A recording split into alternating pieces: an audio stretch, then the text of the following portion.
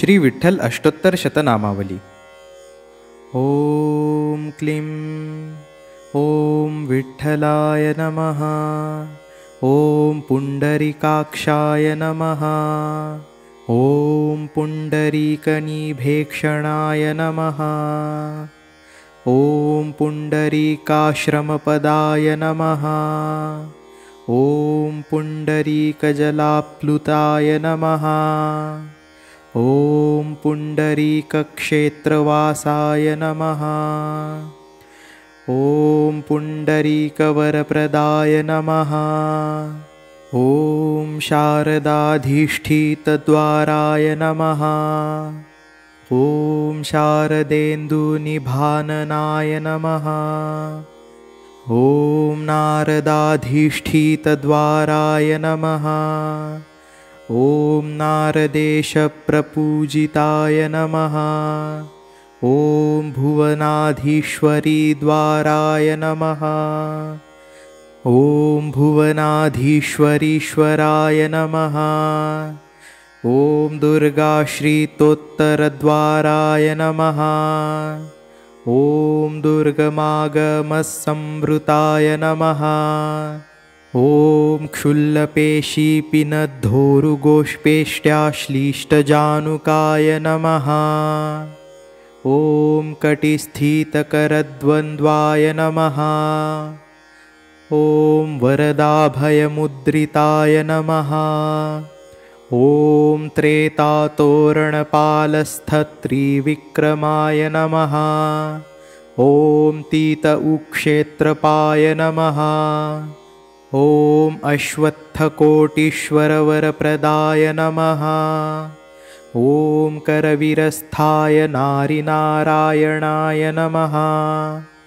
ओम निरासंगमसंस्थाय नमः। ओम सैकतप्रतिमार्चिताय नमः। ओम वेणुनादेन देवानां मनःश्रवणमङ्गलाय नमः। ओम देवकन्याकोटिकोटिनिराजितपदाम्बुजाय नमः। ओम पद्मतीर्थस्थिताश्वत्थ्याय नमः। ओम नराय नमः। ओम नारायणाय महते नमः। ओम चन्द्रभागासरोनीरकेलीलोलदिगम्बराय नमः। ओम ससध्रीचित्सविषुचिरीतिश्रुत्यर्थरूपधृषे नमः। ओम ज्योतिर्मयक्षेत्रवासिने नमः। ओम सर्वोत्कृष्टत्रयात्मकाय नमः। ओम स्वकुण्डलप्रतिष्ठात्रे नमः। ओम पञ्चायुधजलप्रियाय नमः। ओम क्षेत्रपालाग्रपूजार्थिने नमः। ओम पार्वतीपूजिताय नमः। ओम चतुर्मुखस्तुताय नमः। ओम जगन्मोहनरूपधृषे विष्णवे नमः। ओम मन्त्राक्षरावलि हृस्थकौस्तुभोरः स्थलप्रियाय नमः। ओम स्वमन्त्रोज्जीवितजनाय नमः। ओम सर्वकीर्तनवल्लभाय नमः। ओम वासुदेवाय नमः। ओम दयासिन्धवे नमः। ओम गोगोपीपरिवारिताय नमः। ओम युधिष्ठिरहतारातये नमः। ओम मुक्तकेशिने नमः। ओम वरप्रदाय नमः। ओम बलदेवोपदेष्ट्रे नमः। ओम रुक्मिणीपुत्रनायकाय नमः। ओम गुरुपुत्रप्रदाय नमः। ओम नित्यमहिम्ने नमः। ओम भक्तवत्सलाय नमः। ओम भक्तारिघ्ने नमः। ओम महादेवाय नमः। ओम भक्ताभिलषितप्रदाय नमः।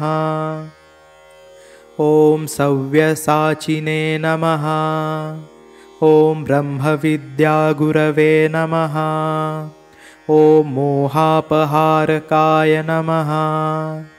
ॐ भीमामार्गप्रदात्रे नमः। ॐ भीमसेनमतानुगाय नमः। ॐ गन्धर्वानुग्रहकराय नमः। ॐ अपराधसहाय हरये नमः। ॐ स्वप्नदर्शिने नमः। ॐ स्वप्नदृश्याय नमः। ॐ भक्तदुःस्वप्नशान्तिकृते नमः। ॐ आपत्कालानुपेक्षिणे नमः। ॐ अनपेक्षाय नमः। ॐ जनैरपेक्षिताय नमः। ॐ सत्योपयाचनाय नमः। ॐ सत्यसन्धाय नमः। ॐ सत्याभितारकाय नमः। ॐ सत्याजानये नमः। ॐ रमाजानये नमः। ॐ राधाजानये नमः। ॐ रथाङ्गभाजे नमः। ॐ सिञ्चनाय नमः। ॐ गौप्यः क्रीडनाय नमः।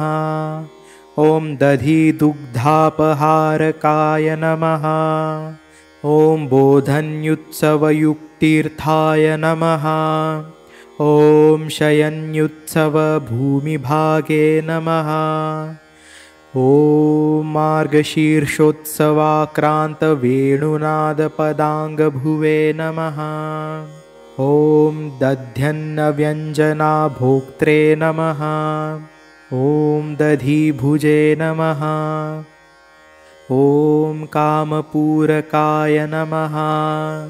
ॐ बिलान्तर्धानसक्तेलिलोलुपाय नमः। ॐ गोपवल्लभाय नमः। ॐ सखिनेत्रे पिधायाशु कोऽहं पृच्छाविशारदाय नमः। ॐ समासमप्रश्नपूर्वमुष्टिप्रदर्शकाय नमः। ॐ कुटिलीलासुकुशलाय नमः। ॐ कुटिलालकमण्डिताय नमः। ॐ सारिलीलानुसारिणे नमः। ॐ सदावाहक्रीडापराय नमः। ॐ कार्णाटकीरतीरताय नमः।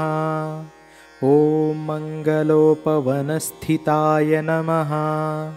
ॐ माध्याहन्तीर्थपूरेक्षाविस्मायितजगत्त्रयाय नमः। ॐ निवारितक्षेत्रविघ्नाय नमः। ॐ दुष्टदुर्बुद्धिभञ्जनाय नमः। ॐ वालुकावृक्षपाषाणपशुपक्षिप्रतिष्ठिताय नमः। ॐ आशुतोषाय नमः। ॐ भक्तवशाय नमः। ॐ पाण्डुरङ्गाय नमः। ॐ सुपावनाय नमः। ॐ पुण्यकीर्तये नमः। ॐ परस्मै ब्रह्माणे नमः। ॐ ब्रह्मण्याय नमः। ॐ कृष्णाय नमः। इति श्रीपद्मपुराणान्तर्गता श्रीविठ्ठलाष्टोत्तरशतनामावलिः समाप्ता।